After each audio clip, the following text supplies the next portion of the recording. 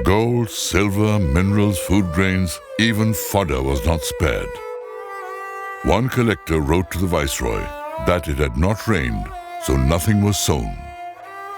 There is only grass in the fields. The target of revenue cannot be met. The viceroy sent the reply, "Grass is a good commodity. Sell it and send the money." The most fertile land on earth, where monsoon rains brought maximum water, was reduced to the land of famines. While millions were dying of hunger, the food grains of India were being sent to the armies of the empire. People who used to call food Brahm, who would not eat food but receive it respectfully, who would first offer it to a cow, a dog, a Brahmin, a priest, a servant or a guest, were starving to death,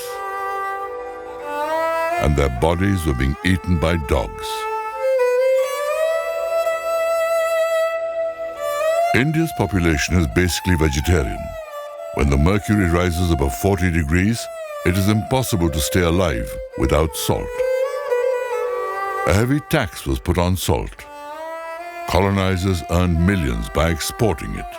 India could never imagine that someone would kill them in this way. Due to salt deficiency, children died in the womb. The English created famines in India. Within 120 years, 31 major famines occurred. Smaller famines would occur practically every year. During these famines, people died in millions. The last famine occurred in 1943, in which over 3 million died in Bengal. At the time, it looked as if Western human values were but a mask over their inhuman civilization.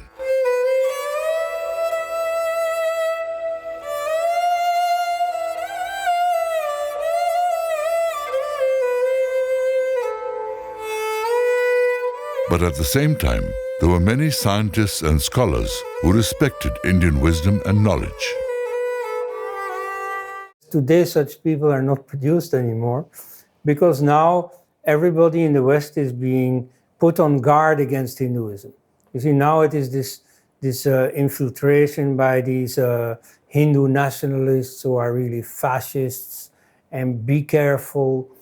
And you find that, for instance, in any writings nowadays about the Aryan invasion debate, even on genetics, which nowadays is so much talked about, people who have really no knowledge, no understanding of Indian politics, nevertheless, they know just enough to be alerted against any sign of Hindu nationalism, and so they sort of tailor their findings, at least the presentation of their findings, so as not ever to benefit any Hindu nationalist project.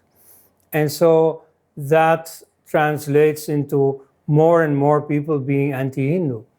And even if they borrow effective Hindu knowledge, or what was originally Hindu knowledge, you see, either they deny it is Hindu, or they just simply don't talk about it. Sometimes they even don't know about it. Every part of the earth is unique and beautiful. The earth's environment affects human behavior and lifestyle. Therefore, every human race is blessed with a unique worldview. And this unique thinking and identity brings diversity and beauty to the human race. India's unique identity is her thought of Dharma.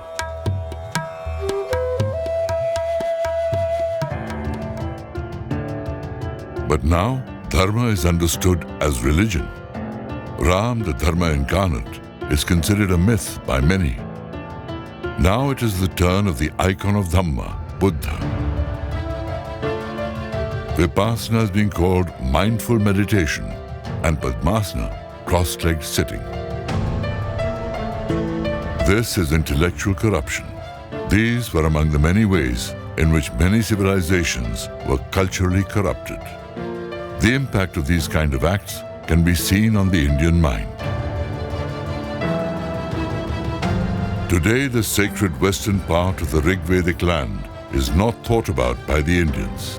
The extent to which the culture of river worship is lost, to the same extent, sacred Indian land has been lost. Now, Indians don't even know the names of rivers that were once worshipped by their ancestors. The Kubha, Gomti, Krumu, Susartu, Shveta, Methnu, and Swastu. The Indus, the river on whose name Hindu and Hindustan were given, does not resonate in the minds of Indians. India's land is well protected from two sides by the world's tallest mountain ranges, and on the other two sides by the ocean. All four sides are secured, and the land is most fertile.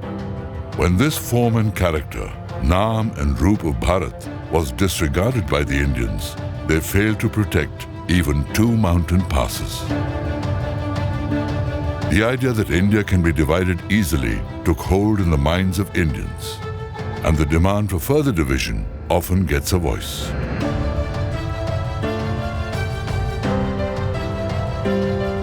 Before cutting a limb, it is first numbed to make it insensitive.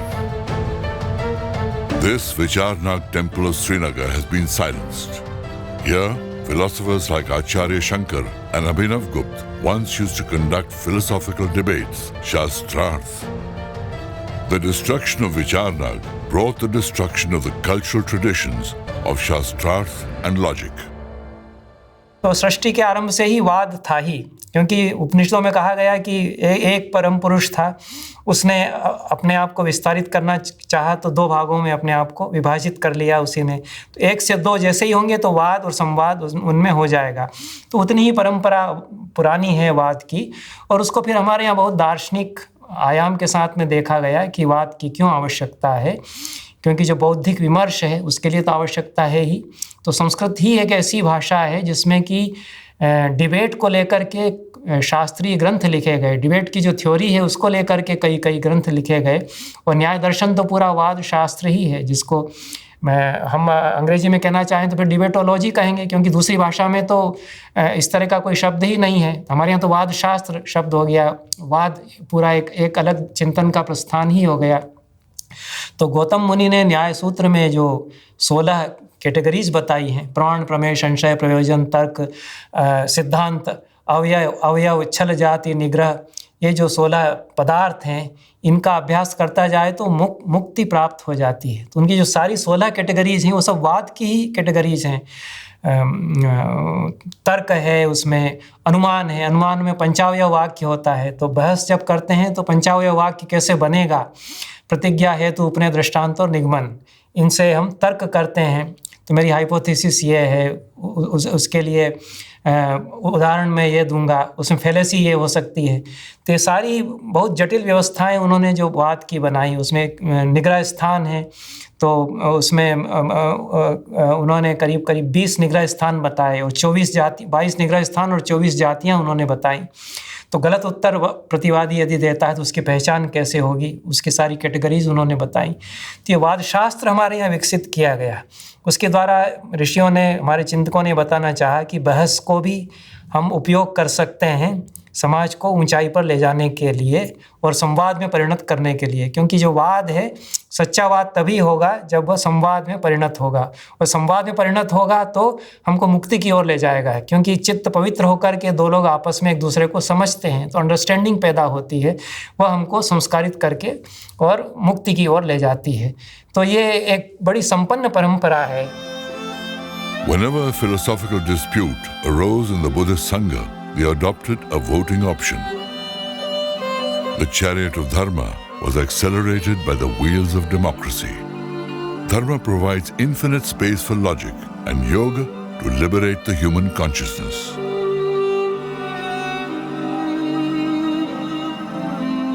But religion fragments human consciousness into believers and non-believers. Rigveda से प्रारंभ करें, पहली पंक्ति को देखें। ऋषि जब अग्नि की स्तुति करता है तो इस रूप में नहीं करता कि मैं स्तुति करने वाला पुरोहित हूँ और अग्नि मेरे सामने रखा हुआ देवता है जिसकी मैं स्तुति कर रहा हूँ। नहीं, मैं ही अग्नि हूँ, अग्नि ही मैं हूँ, पूरे अस्तित्व से जोड़ रहा है। और फिर उपनिषद ने इसकी व्याख्या की कि जो इस तादात्म्य को, इस एकत्व को जान न सकेगा वो शोक और मोह से मुक्त नहीं हो सकेगा। यस्य सर्वाणि भूतानि आत्मेव भूत विजानतः तत्र को मोह है कै शोक है एकत्वम अनुपश्यतः। जिसने इस एकत्व को देख लिया उसको मोह भी नहीं रहेगा, शोक भी नहीं रहेगा। ये बात उपनिषद में आई, वेद के बाद गीता पर आ जाएं, सर्वः वासुदेवमिति, ये सब कुछ वासुदेव ही है। आप देखते हैं कालक्रम में किस प्रकार से एक ही बात को भिन्न भिन्न ग्रंथ किस तरह से कह रहे हैं। भगवान महावीर को देखें, अहिंसा को केंद्र में रखकर किस बात को कह रहे हैं। तुममसि तुमम नाम जम हंतव्यमिति मन्नसि, जिसको तू ये सोचता है कि इसका मैं हनन कर दूंगा वो कोई दूसरा नहीं है, तू स्वयं ही है। Science has no remedy for fragmented humanity. विज्ञान परिस्थिति में परिवर्तन कर देता है, व्यक्ति को नहीं बदलता है। ज्ञान का काम परिस्थिति में परिवर्तन तो करना है ही, व्यक्ति का रूपांतरण भी है। ऐसे समझे, मान लीजिए कोई अर्थशास्त्री है और वो ये सोचे कि मुझे परिवर्तन करना है, तो वो ये करेगा कि गरीबी को दूर कर देगा और आदमी अमीर हो जाएगा। लेकिन ये भी परिवर्तन ही हुआ, रूपांतरण न हुआ। इस अर्थ में कि अगर एक गरीब आदमी अमीर हो जाता है तो क्या ज़रूरी है कि उसका लोभ भी समाप्त हो जाए। हमने ज्ञान को सर्वोपरि माना। ध्यान का बहुत शोर रहता है, लेकिन ध्यान को भी हमने द्वितीय श्रेणी का माना, क्योंकि ध्यान का प्रभाव भी अस्थाई होता है। स्थायी प्रभाव उस ज्ञान का है जिसे हमने अपरोक्ष अनुभूति शब्द से कहा, साक्षात्कार शब्द से कहा, to know by identity Shri Aurobindo ने कहा। पदार्थ को उसके साथ तादात्म्य संबंध स्थापित करके जानना है। हम पदार्थ के चारों तरफ घूमते रहेंगे, ये भौतिक विज्ञान का तरीका है। उसके चारों ओर के परिवेश को जानेंगे, उसकी विशेषताओं को जानेंगे, लेकिन उन विशेषताओं के बीच जो ओतप्रोत विशेष्य है उसको नहीं जान पाएंगे। जो उन विशेषताओं से विशेषित है उसे नहीं जान पाएंगे। उसे हम तभी जान पाएंगे जब अपना तादात्म्य संबंध उसके साथ स्थापित कर लें। Science has, on one hand, given us immense comforts, but it has also given us the pain and stress of pollution. Science has sucked away the powers of nature through machines, made life miserable by a massive exploitation of nature. About 1,000 years ago, a yogi was born in India named Abhinavgupta. He was from Kashmir. He tried to heal the fragmented consciousness of all Indians. So there are many different schools of philosophy, and when we study Indian philosophy here, we see all of them arguing with each other. There's Sankhya, Yoga, Advaita, the Buddhism, Jainism, etc. Now, what we see in this Pratyabhijna school, which developed in Kashmir from around the 9th century, which also Abhinavagupta did not invent, he wrote commentaries on it and developed it further, is that we see how all of these different systems of Indian thought, they all come together in Abhinavagupta. He hierarchizes, he gives a certain hierarchy to them. And then he also brings in schools which are Buddhist schools, different Buddhist schools, especially Buddhist logic, and then Jainism, etc. So he studied with many different teachers. So we get a certain vision of Hinduism, Hindu philosophy, which is very complete. He had done it so well that he had a huge influence on late Buddhist developments in Kashmir, Tibetan Buddhism is very influenced by Abhinavagupta subsequently, a tradition which they were arguing with, but in a very friendly way, in a very peer-to-peer way. So Abhinavagupta, as I said, he brings many things which we are not able to fit together, how they relate to each other, he is able to bring together. After reading him, you see actually a kind of a harmonious vision of this diversity. That's why I began by quoting Sir Christopher Bailey saying that Hinduism didn't exist, because they cannot see the relations. But when you want to, if you want to start doing such a thing, with Abhinavagupta, you start with this, you get this kind of an integral vision.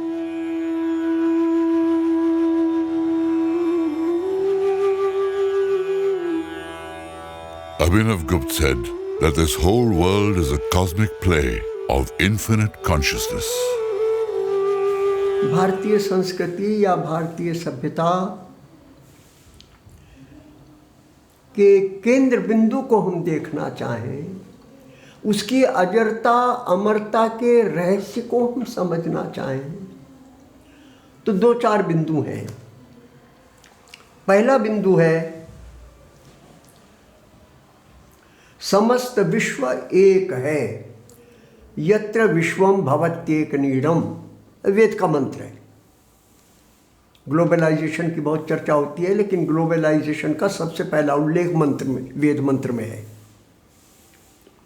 ये जो सीमाएं बनाई हैं मनुष्य ने बनाई हैं, प्रकृति में सीमाएं नहीं हैं। ये पहली बात है जिसको भारतीय मनीषा ने समझा। दूसरी बात, जैसा पिंड में है वैसा ब्रह्मांड में है, क्योंकि जिन तत्वों से पिंड बना है उन्हीं तत्वों से ब्रह्मांड बना है। तीसरी बात, पिंड और ब्रह्मांड के बीच कोई भेदक रेखा नहीं है, भक्ति की चर्चा होती रहती है। यानी जब पिंड अपने आप को ब्रह्मांड से अलग समझने लगता है तो वो विभक्त हो जाता है। इस शब्द का मैं प्रयोग कर रहा हूं, विभक्त का माने भक्त नहीं रह जाता। लेकिन जब वो ब्रह्मांड से जुड़ जाता है, पूरे अस्तित्व से जुड़ जाता है, तो वो भक्त हो जाता है, यानी वो भाग बन जाता है सारे का। ज्ञान हो, कर्म हो, भक्ति हो, ये 3 धाराओं की चर्चा गीता में विशेष रूप से है। तीनों मार्गों का मूल मंत्र एक ही है, अहंकार का विसर्जन। ज्ञान का अर्थ है क्योंकि मैं संपूर्ण का अंग हूँ, इसलिए संपूर्ण की इच्छा से जैसा हो रहा है वैसा हो रहा है, मैं करता नहीं हूँ किसी चीज़ का। अहंकार विमूढ़ आत्मा करता हम इति मन्यते। ये ज्ञान में अहंकार के विसर्जन की समझ है।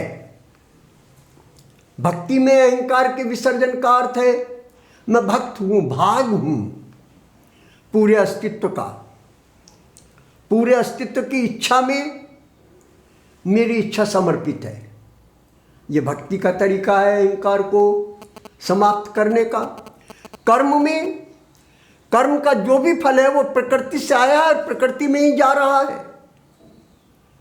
कोई फल मैं पैदा नहीं कर सकता हूं, प्रकृति ही सब कुछ पैदा कर रही है, इसलिए उस पर प्रकृति का ही अधिकार है, मेरा अधिकार नहीं है। मां फलेषु कदाचन, ये कर्म के द्वारा अहंकार के विसर्जन का तरीका है। Many great scholars have in the past studied the depth and vastness of Indian civilization and culture. Here we can summarize our small effort in these lines. Vedas are the pinnacle of Indian civilization of ancient times. Abhinavagupta is the confluence of various traditions in medieval times. And poet Adi Shankracharya's epic poem, Kamayani, radiates the wisdom of Abhinavagupta in modern times. Our existence is but a blissful manifestation of a single consciousness. Then why are we sad and sorrowful? Our knowledge and actions are separated. Then how can desires be fulfilled? They do not complement each other. That is the dilemma of life. Humans suffer because the direction of knowledge is one thing and that of action is another. Desires are not fulfilled, therefore life is fragmented. The playful divine diversity of the blissful all-pervading consciousness is absent in our lives.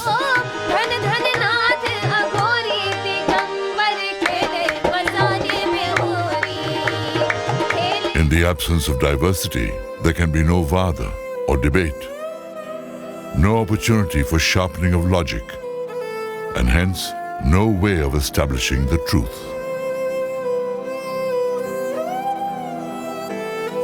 With the degradation of logic, truth is endangered. But devtas or divinities are the powers of nature. Those who attack the diversity of divinities are now claiming to be the champions of nature's diversity. This seems like the height of hypocrisy. Some religions say only one God is true, and that too from our book. These thoughts have become powerful all over the world. They have the support of more than 50 countries.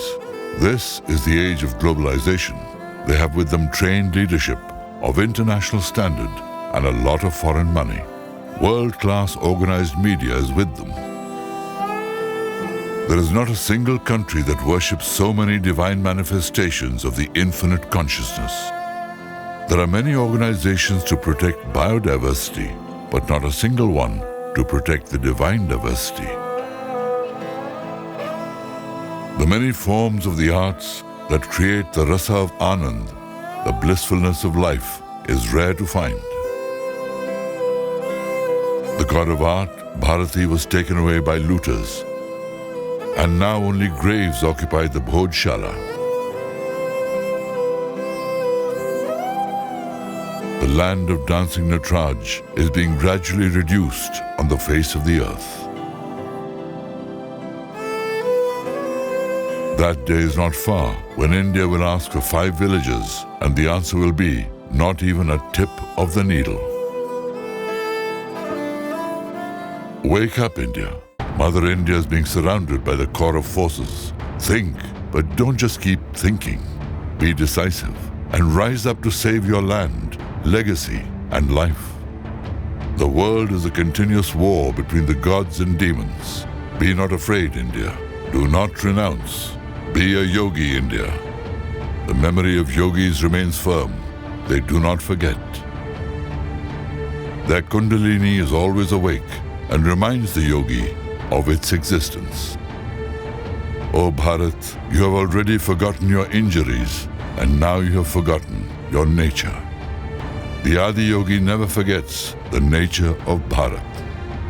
Let us remember his incarnate, Adi Shankracharya. He left his home at the age of 8 and became an authority on Indian philosophy at the age of 16. At the age of 32, before leaving his mortal body, he did 3 pradakshinas or ambulations across India. He could not go to this northwestern part, which is not in India today. He established the foundation stones of temples and placed priests in every village so that the storm of invasions would not annihilate the Dharma. He established 4 mutts or monasteries in the 4 corners of India so that no one would dare to strip the dignity of Bharat Mata, Mother India. He single-handedly brought India together without shedding blood, without spreading hatred, all with the strength of logic and vad or debate. India had a tradition of vad and thought. The defeated one had to become the disciple of the winner along with his disciples. Today, Shankara is preparing for Shastrarth or intellectual debate with the profound scholar Mandan Mishra. Mandan Mishra was a scholar of ritualism and a proponent of family life, while Shankara was of knowledge and renunciation. If Shankara is defeated, he has to give up renunciation and marry. If Mandan Mishra loses, he has to leave his family and wife and embrace renunciation. A judge was to be appointed. Old Mandan Mishra thought, Shankar is a child, so he requested Shankar to select a judge of his choice. Shankara showed much maturity and requested the wife of Mandana Mishra. O mother, accept being the judge. Bharati herself was very knowledgeable. She accepted the offer, but hesitated. She thought, if her husband loses, then he will have to renounce all, and she will become like a widow. But this land has a tradition of brave women sacrificing their lives to uphold the truth. that great scholarly lady took the seat of the judge. She said, "Since you both are great scholars, the debate may continue for a long time. Therefore, every day before the Shastrarth, I will put a garland of fresh flowers around both of your necks. The one whose garland withers away will be declared the loser." It is said that the Shastrarth continued for 18 days. Then suddenly, while giving an answer to a question, Mandan Mishra got distracted and his garland became pale. He lost the Shastrarth. He was a great scholar, no doubt, but only of letters. He could not keep control of his emotions. The temperature of his body rose in excitement, and the garland withered. He had not conquered the mind. He was not free from Prakriti or nature, but Shankara was Shankara. Centuries have passed since he left. Can he guide us today?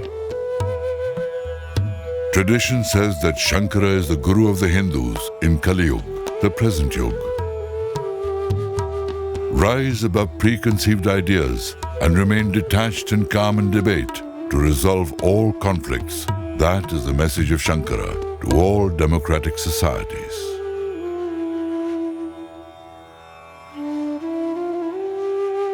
With obeisance at his lotus feet, we come to the end of the journey of yogic culture of India.